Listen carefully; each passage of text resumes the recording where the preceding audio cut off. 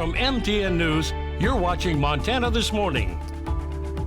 Viewer video shows the arrest of a man suspected of robbing a Bozeman bank yesterday. Just had a closer look at the pictures and what police are saying about that arrest. Strong gusty winds are having an effect on the Lone Star Fire in Yellowstone National Park. I'm John Shearer in the park, and coming up, what firefighters say they're facing. Well, good morning, Southwest Montana, 6:30. Chet Lehman, Matt Elwell with you here, watching the sun come up. It was a beautiful day yesterday, except for that wind in the afternoon. Other than that, not a bad day. Right now, beautiful, calm.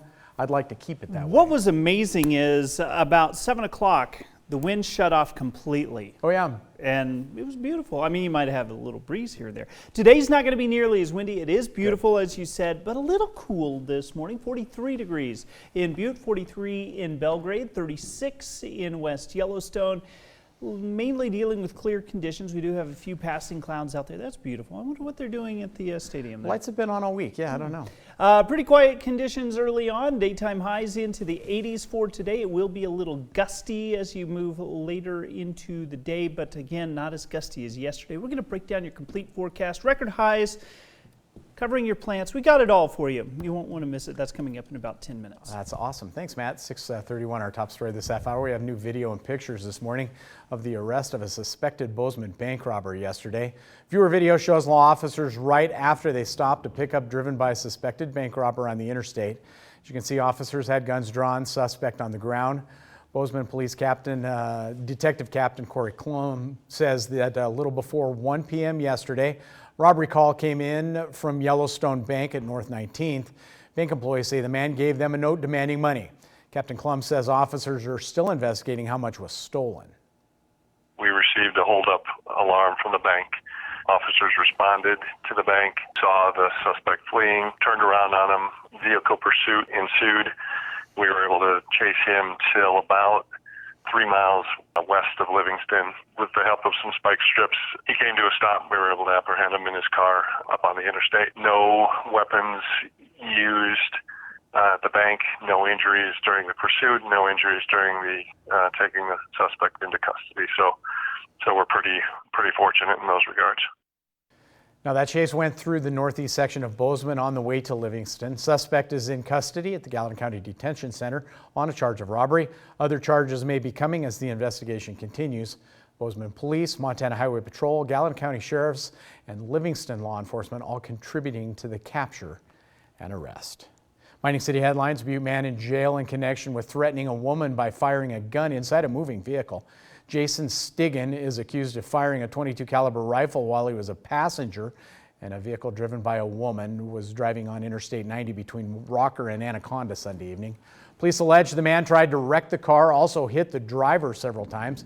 He faces charges of assault with a weapon and partner or family member assault.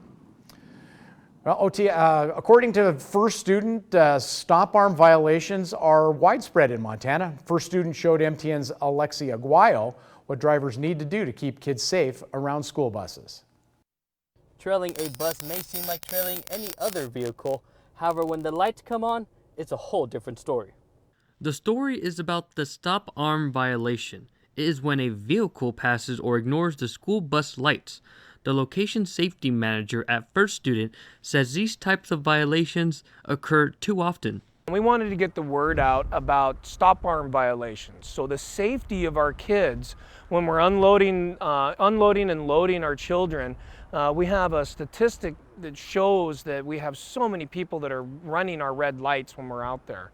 According to a survey by the National Association of State Directors Pupil Transportation Services, 27% of school bus drivers within 39 states reported almost 100,000 stop arm violations in a single day. That big amount translates to even a small community like Helena, where over 100 violations have occurred within a 7-month period. It's a huge deal per our capita and per our population. You're probably looking at 500,000 stop arm violations in that same amount of period in a school district the size of like Los Angeles. So what can Helena and the surrounding communities do? If you come along and the yellow lights are flashing on a school bus, you need to prepare to stop and be prepared for the school bus to activate their red stoplights. When the red stoplights are deployed, then you need to be stopping 100 feet in front of the bus and 100 feet behind the bus, and be prepared for children to be either crossing the road or crossing from the bus side of the road to get onto the bus. So this is why, and when people aren't paying attention to that, we get children that end up getting hit. And remember, a stop arm violation can cost you about $500. In Helena, I'm Alexi Guayo, MTM News. Now, Alexi tells us many buses are equipped with cameras to monitor cars and children around the bus, so stop arm violations are sent to law enforcement on a monthly basis. Back here at home, emergency responders had a busy afternoon fighting fire yesterday. Around 4:30, multiple agencies responded to a wildland fire with structures threatened off the Toohey and Walker roads. A fire started by farm equipment and reported mostly contained around 7:30 last evening. No reported injuries as a result of that blaze. Firefighters continue to work on hotspots on the property into the evening, and they ask folks to avoid the Toohey Walker Road area if possible. And just after 5, responders called out to a structure fire in Gallatin Gateway just off Zachariah Lane. Cause of that fire remains unknown. MTN News has learned from witnesses that it was a trailer caught fire, spread quickly to dry grass.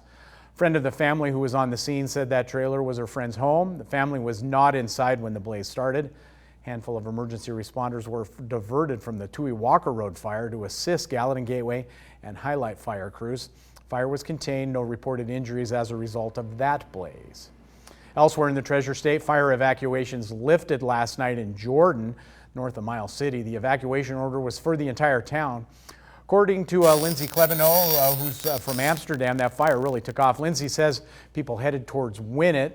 Lindsay says that fire hit the football field. Another small town south of Jordan, Cohagen, was also evacuated earlier. Those evacuation orders there had not been lifted at last check.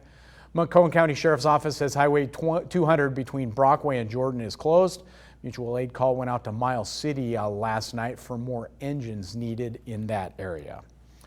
Also, the Lone Star fire in Yellowstone National Park being allowed to burn, but it's being closely watched. Chance John Shear reports that up until now, the weather has helped. Even with the gusty winds that the park is getting right now, you can't see the smoke plume that you could a week ago. But that's likely to change, and sooner than later. As the wind blows, it pushes the fire over, which in turn preheats the fuels and gets it to move a little bit easier and a little faster. But rain and even a little snow last week was a gift. That moisture is still in the brush and trees and hindering the fire. But Hansen says that won't last long. We expect the fire to start picking up activity, continue moving around on the ground with some single tree torching is about all we expect for the next few days. While some crews keep an eye on that to make sure the fire doesn't get too close to the Grand Loop Road, other crews will keep cutting brush, testing water systems, and limbing trees to make defensible space around Old Faithful. I think the intent is to have some people here on this fire until the snow flies. The 53-person Wyoming crew keeping an eye on the Lone Star fire is due to rotate out. They've been here for 2 weeks, but another crew is coming in right behind them to keep an eye on the blaze and to make sure the historic structures at Old Faithful are protected. In Yellowstone National Park, I'm John Shearer, MTN News.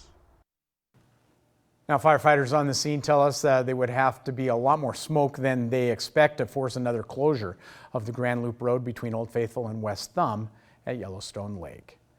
We'll take a quick break here on Montana This Morning. When we come back, federal government telling states to get ready for a coronavirus vaccine to arrive before the November election.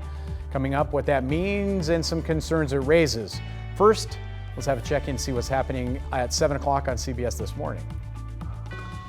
Good morning to you. Ahead only on CBS This Morning, our exclusive interview with Facebook CEO Mark Zuckerberg. He tells us about new steps the social media giant is taking to control the spread of misinformation before the November election. Also, the CDC tells all 50 states to get ready to begin distributing a COVID-19 vaccine by November 1st. Only on CBS This Morning, HHS Secretary Alex Azar joins us to discuss concerns the vaccine approval process has become political. And the national movement for racial justice ushers in new kinds of expression. We'll show you how protest art is being used to send a message and make connections along the way. That's always a good thing. We'll see you at 7 o'clock on the dot.